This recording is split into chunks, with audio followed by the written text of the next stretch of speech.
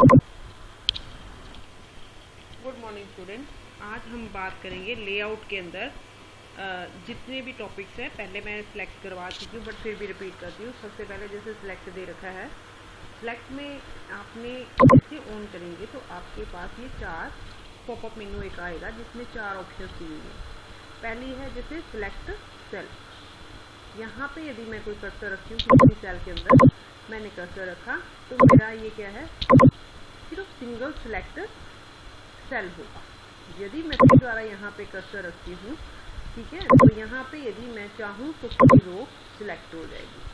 Okay, and यदि मैंने यहाँ पे इस जगह पे जैसे मान लो क्लास है तो मुझे ये वाला कॉलम सिलेक्ट करना है तो मैं यहाँ पे सिलेक्ट कॉलम भी कर सकती हूँ। यदि मुझे पूरी टेबल सिलेक्ट करनी है तो मैं यहाँ पे पूरी टेबल को भी सिलेक्ट कर सकती हूँ। पूरी टेबल को बाहर से भी सिलेक्ट किया जा सकता है। ये देखो, ये जस्ट टेबल के बाहर ये प्लस का साइन दिया हुआ है, इससे क्लिक करेंगे तो पूरी टेबल सिलेक्ट ऑटोमेटिकली हो जाती है। देन है प्रॉपर्टीज। प्रॉपर्टीज में क्या क्या दिया हुआ है? प्रॉपर्टीज में अलाइनमेंट्स है मेन, और टेक्स्ट की रैपिंग है।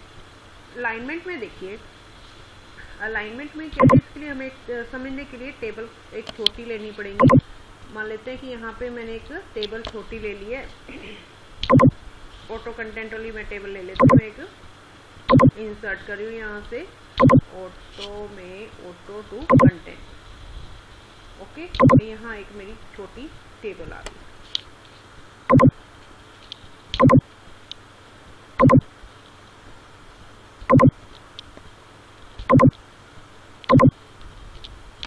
एक बार इसको मैं ना, ये सारी मिक्स हो रही है, इस पुरानी वाली को डिलीट कर देती हूँ। ओके, मैं थोड़ा कर्सर नीचे ले जाती हूँ। एक्चुअली में क्या है, ये दोनों मिक्स हो रही हैं, हम इसको डिलीट कर देते हैं। राइट, अब मैं कर्सर नीचे नया से नया लेती हूँ। यहाँ पे मैं क्या करती हूँ, एक इंसर्ट कर देती हूँ, एक ऑटो टू कंटेंट टेबल, तो ये एक छोटी टेबल बन जाएगी। ओके, यहाँ पे छोटी टेबल्स है तो मैं यहाँ पे लेआउट की बात कर रही थी। लेआउट में मैंने प्रॉपर्टीज में क्या किया है, अलाइनमेंट दी है। यहाँ पे अलाइनमेंट है तो देखो लेफ्ट साइड पे तो है ही है। देन मैं अगेन करती हूँ अलाइनमेंट प्रॉपर्टीज के अंदर अलाइनमेंट सेंटर। ठीक है, मैं चाहती हूँ कि ये टेबल सेंटर में दिखाई दे, तो ये देखो सेंटर में आ गई है। यदि मैं ये चाहती हूँ कि टेबल मेरी राइट साइड पे आए तो ये देखो टेबल मेरी राइट साइड पे आ जाएगी। उसके बाद हम इसके अंदर क्या दे रखा है, प्रॉपर्टीज के अंदर अराउंड टेक्स्ट रैपिंग, यानी कि इसके चारों तरफ टेक्स्ट की बात यहाँ पे करेंगे। मान लेते हैं इसके मैंने चारों तरफ क्या लिखा हुआ है, टेबल को मैं एक बार यहीं पे लेके आती हूँ वापस, अंडू कर देते हैं। ठीक है, और मैं इसके नीचे कुछ टेक्स्ट लिख देती हूँ। मान लेते हैं कि मैंने एक कुछ टेक्स्ट लिख दिया। अब हम इसकी रैपिंग की बात करेंगे। रैपिंग में देखो मैंने यहाँ पे क्लिक किया, क्लिक करते ही मैंने लेआउट में ओपन किया, देन प्रॉपर्टीज में गए तो ये देखो रैपिंग है।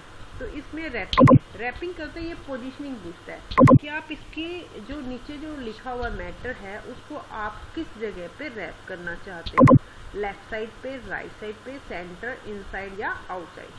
ठीक है, मैंने जैसे राइट साइड क्लिक कर दिया, ओके कर दिया। ओके करेंगे तो ये देखो ये टेबल है और टेबल के ये राइट साइड पे आपका कंटेंट आ गया। उसके बाद मैं इसकी फिर पोजीशनिंग चेंज करना चाहूँगी। लेफ्ट की जगह पे मैं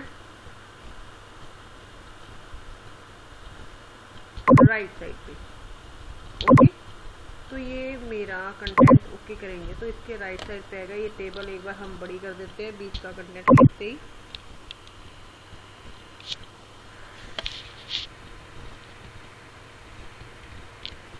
ये मेरी एक बार टेबल बड़ी हो गई है।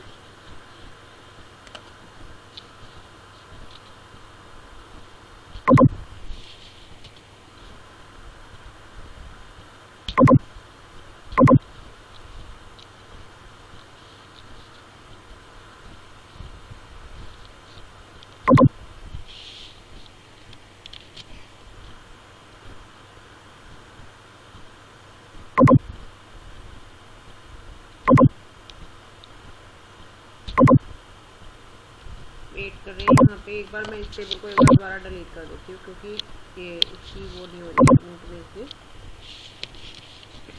ओके, मैं इसके कंटेंट को थोड़ा सा बड़ा कर देती हूँ, इसके भी कंटेंट को बड़ा कर देती हूँ ताकि मुझे थोड़ी सी टेबल बड़ी नजर आए। अब मैं इसके कंटेंट इसके चारों तरफ मैंने ये कहा था कि मैंने इसके नीचे एक बार कोई कंटेंट लिख दिया, ठीक है। और कंटेंट में अब कंटेंट को हम इस टेबल के इस साइड पे या इस साइड पे दिखाना चाहते हैं जो कि टेबल के बाहर लिखा हुआ है। ओके, तो हमें इस साइड पे लिखा हुआ है ना ये कंटेंट। अब मैंने टेबल के बीच में कर्सर रखा, कर्सर रखते ही मेरी लेआउट आ गई। लेआउट में मैंने प्रॉपर्टीज ली, प्रॉपर्टीज के अंदर मुझे क्या करना है, अराउंड देखना है कि रैपिंग टेक्स्ट की रैपिंग मुझे किस शेप में करनी है। तो मैंने क्या किया, ऑन किया। ऑन करते ही मेरी ये पोजीशन पूछता है कि पोजीशनिंग आपको कौन सी चाहिए, राइट चाहिए, लेफ्ट साइड, सेंटर चाहिए, ठीक है। तो मैंने एक बार सेंटर क्लिक कर दिया और उसके बाद मैंने क्या कर दिया, ओके कर दिया। तो क्या है, ये पोजीशनिंग जो है टेक्स्ट की इसके सेंटर में क्यों नहीं आई, क्योंकि इसके बाद मेरे को एक बार जो स्टार्टिंग में देना है इसके नीचे एक बार मुझे टेक्स्ट लिखना पड़ेगा। एक बार मैं इसके लिए मुझे टेबल फिर दोबारा बड़ी टेबल लेनी पड़ेगी। इंसर्ट करेंगे, टेबल लेंगे, टेबल के अंदर मैंने ये जैसे टेबल ले ली, ठीक है। ये मैंने आपकी एक टेबल ली है और टेबल के बीच में मैंने क्या लिख दिया, कंटेंट लिख दिया है। टेबल मुझे थोड़ी सी छोटी करनी पड़ेगी,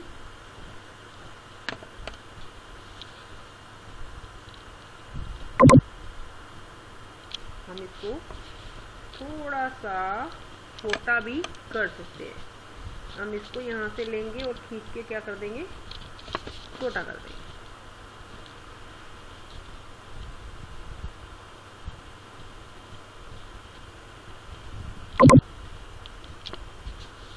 राइट,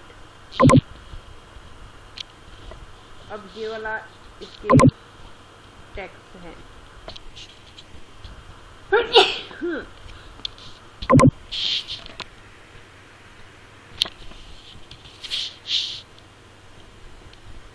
ये कुछ टेक्स्ट लिख दिया है।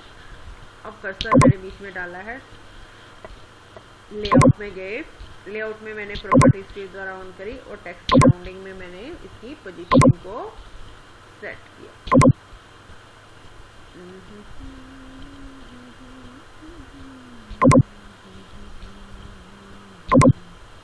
ठीक है, अब ये देखो इसके राइट साइड पे सेट हो गया। ओके, उसके बाद हम आगे करेंगे डिलीट के ऑप्शन। डिलीट में क्या है, delete cell, column, row and table. Generally में हम क्या करेंगे, जैसे मैंने जिसको सिलेक्ट किया, ये देखो यहाँ पे मैंने एक सेल को सिलेक्ट किया तो यहाँ पे मेरा एक सेल डिलीट होगा। मगर इसमें क्या चक्कर है कि सेल यदि यहाँ से डिलीट होगा तो ये पूछता है कि शिफ्ट सेल लेफ्ट, ये जो लेफ्ट वाला सेल है वो क्या इधर शिफ्ट हो जाए, यहाँ पे अप, यानी कि ये नीचे वाला सेल है ये ऊपर शिफ्ट, क्योंकि ये पार्ट तो डिलीट हो जाएगा। डिलीट होते ही आपको क्या है, नीचे वाला पार्ट उसकी जगह ले लेगा। ये चीज पूछ रहा है, delete entire row, delete entire column, ठीक है। ये सब चीजें पूछेगा। जैसे मैंने लेफ्ट पूछा तो यहाँ मैं ओके करूंगी तो ये देखो सिलेक्ट, ये वाला यहाँ पे दिखाई नहीं दे रहा क्योंकि इसमें क्या है, मैंने कुछ लिखा नहीं हुआ। इस सेल के बाद में आपको ज्यादा अच्छे से समझ आएगा। जैसे मैंने इसमें कहा डिलीट सेल, मैंने कहा कि लेफ्ट, यानी कि ये क्लास है, ये नेम डिलीट होगा तो क्लास इसकी जगह पे आ जाएगी। ये देखो नेम गायब हो गया और क्लास उसकी जगह पे आ गई। ये चीज यहाँ पे वो पूछ रहा है। उसके बाद जैसे डिलीट सेल करती हूँ वो कहता है कि क्या सॉरी अनडू करना पड़ेगा पहले कि ताकि मेरी पहले वाली टेबल फिर दोबारा आ सके। ये देखो मैं अनडू करती हूँ, नेम आ गया आपका। मैं यहाँ पे पूरी जो मेरी ये रो है, रो को सिलेक्ट करके यहाँ पे पहले मैं रो को ही डिलीट कर देती हूँ ताकि मेरी जो खाली टेबल है वो दिखाई दे, ठीक है। और यहाँ पे मैंने जैसे इसको नेम को सिलेक्ट किया और यहाँ पे डिलीट सेल किया, मैं यहाँ पे अप करती हूँ तो मेरा जो यहाँ पे बी है ना ये इस जगह पे चले जाएगा और नेम क्या हो जाएगा, कट हो जाएगा, ये कॉलम खाली हो जाएगा, जगह पड़ेगी तो ये जगह यहाँ पे खाली नहीं रह सकती, या तो ये चीज़ ऊपर चल जाएगी या ये चीज़ इधर चल जाएगी। ठीक है, जैसे मैंने इसको अप पे किया तो देखो बी ऊपर चल जाएगा, नेम आपका वाला कॉलम डिलीट हो गया। ठीक है, और ये वाला कॉलम यहाँ पे खाली हो गया, ये ऐसा डिलीट किया जा सकता है। उसके बाद है इंसर्ट अबाउट, इस जहाँ पे मेरा कर्सर है इसके ऊपर एक रो पूरी इंसर्ट हो जाएगी। ठीक है, देन हम बात करेंगे, फिर अंडू करती हूँ मैं इसमें, इंसर्ट बिलो, इसके नीचे यदि बीच में मेरे को कोई रो डालनी है तो देखो नीचे एक रो आ जाएगी। फिर मैं इसको अंडू करती हूँ, इंसर्ट लेफ्ट, इसके लेफ्ट साइड। ठीक है, लेफ्ट साइड यदि कुछ कॉलम डालना चाहूँ तो ये देखो इसके लेफ्ट साइड कॉलम आ गया, और यहाँ पे कर्सर रखती हूँ, मुझे इसके राइट साइड पे कॉलम खाली चाहिए तो इंसर्ट राइट, इसके राइट साइड पे कॉलम ऑटोमेटिकली मैं इंसर्ट कर सकती हूँ। उसके बाद देखो यहाँ पे अगली ऑप्शन में मर्ज आता है, मर्ज में लिखा हुआ है मर्ज सेल, अभी ये हाईलाइट नहीं है, स्प्लिट सेल और स्प्लिट टेबल दे रखा है।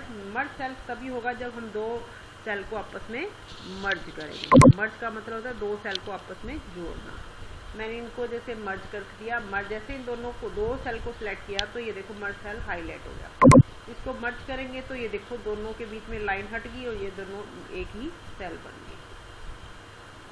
यहाँ मैं कुछ लिखना चाहूँ तो लिख सकती हूँ, या मैं टेबल के ऊपर एक नई रो तैयार करके उनमें उनको भी मर्ज करके यहाँ पे उसका जो मेन कंटेंट है वो लिख सकती हूँ। ठीक है, और अब देखो स्प्लिट सेल, स्प्लिट सेल का मतलब होगा सेल को स्प्लिट करना।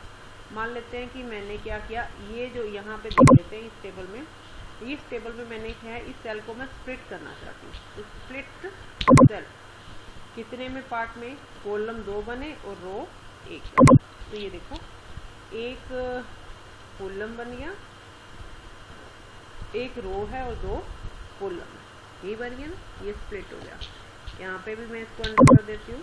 ऐसे ही स्प्लिट टेबल में मान लेते हैं कि यहाँ पे क्लिक करती हूँ, मैं चाहती हूँ ये 2 लाइनें अलग हो जाएं और नीचे वाली 3 लाइनें अलग हो जाएं, स्प्लिट टेबल। तो ऐसे ही ये 2 टेबल्स अलग अलग बन चुकी हैं, ये टेबल अलग है और ये टेबल अब अलग है। अब टेबल के बाहर कर्सर है तो ये देखो यहाँ पे दोनों ऑप्शन दिखाई नहीं दे रहे। जैसे ही मैं टेबल के अंदर कर्सर रखती हूँ, ठीक है, तो ये दोनों ऑप्शन क्या हो देंगे, दिखाई देने लग जाएंगे। ठीक है, लेआउट में यहाँ तक हमारा हो गया, इंसर्ट भी हो गए और ये स्प्लिट भी हो गए।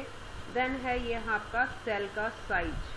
ठीक है, सेल का साइज, यहाँ पे देखो सेल साइज इक्वल है। मैं मान लेती हूँ कि मुझे नेम के साथ कुछ डेजिग्नेशन भी लिखना है, मुझे इस स्प्लिट का साइज थोड़ा सा यहाँ पे बड़ा चाहिए। यहाँ पे जैसे क्लिक करूँगी देखो साइज बढ़ता जा रहा है।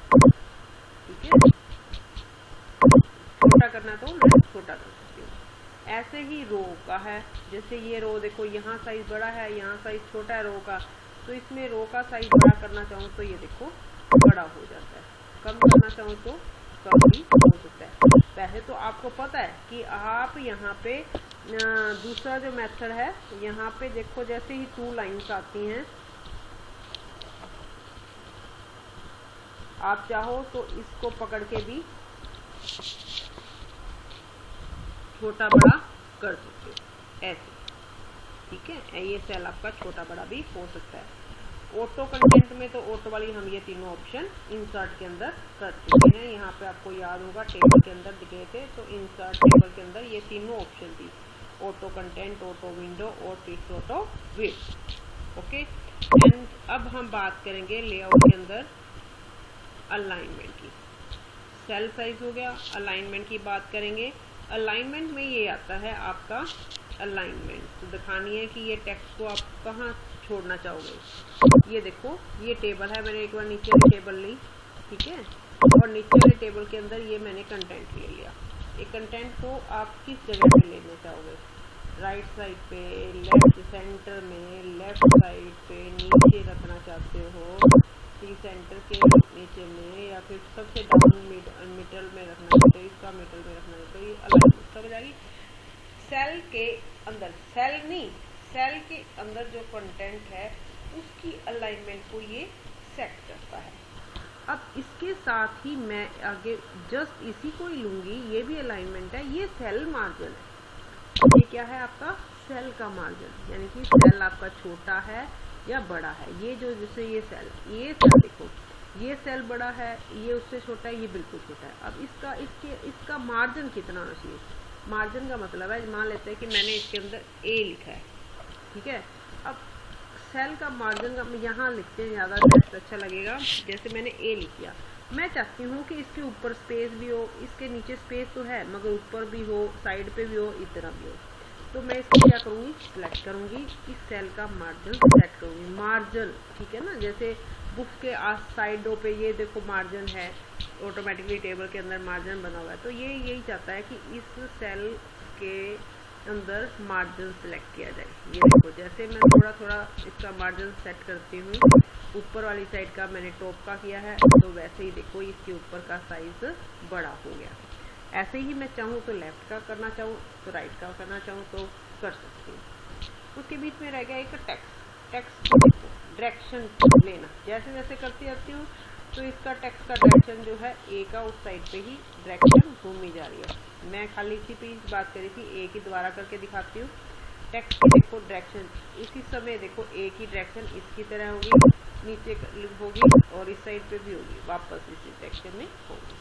अब आता है आपका ए टू जेड शॉर्टिंग। शॉर्टिंग में क्या करेंगे, शॉर्टिंग के लिए क्या है, जैसे ये दे रखा है ए बी सी उल्टे दे रखे हैं हमारे, इसको मैं सिलेक्ट करती हूँ और शॉर्टिंग पे जाती हूँ। तो इसको शॉर्ट किया जाए, कॉलम 1 ऑटोमेटिकली आ गया कि मैंने फर्स्ट कॉलम से ही टेक्स्ट को सिलेक्ट करना है, और इसके ऊपर टेक्स्ट है ऑटोमेटिक डिसाइडेड है, मुझे असेंडिंग ऑर्डर में चाहिए और ओके कर देंगे। तो ये देखो वापस ए बी सी डी की फॉर्म में ये आ जाता है। उसके बाद मैं इसी के अंदर दोबारा जा सकती हूँ टेबल के अंदर। टेबल के अंदर मैंने जैसे इसको सिलेक्ट किया तो ये लेआउट आ गया। लेआउट के अंदर भी मैंने मान लेते हैं ये जो नंबर है इनको ऊपर नीचे करना है, सिलेक्ट करना है, दोनों को इकट्ठा भी कर सकते हैं। इसको मैं सोचती हूँ ये वाला कॉलम लेना चाहती हूँ, इसको मैंने शॉर्ट किया, ठीक है। यहाँ पे ऑटोमेटिकली नंबर आ गया, नंबर को भी असेंडिंग ऑर्डर में चाहती हूँ, तो ये देखो ये वाला जो कॉलम है ऑटोमेटिकली असेंडिंग में, सबसे बड़ा फिर उससे छोटा फिर उससे छोटा। उसके बाद मैं चाहती हूँ ये टोटल वाला, ठीक है। मैंने टेबल के अंदर ये मान लेते हैं इसके डॉट जो हैं मैं काट देती हूँ, टोटल लगे हुए हैं, ठीक है। उसके बाद मैं चाहती हूँ शॉर्टिंग वाला आपका हो चुका है।